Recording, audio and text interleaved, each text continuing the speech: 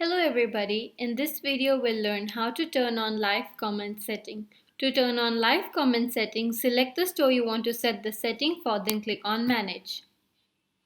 After that, under the auto replies section, go to comment replies. Now scroll down to the section that says Facebook live comment setting. Here you can turn on comment reply or you can even direct the comments to their inbox.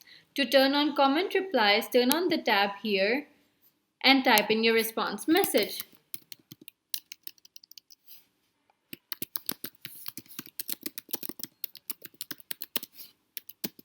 To turn on default private reply, turn on the tab here and add in your response message.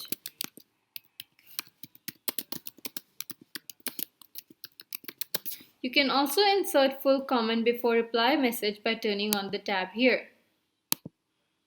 Thank you.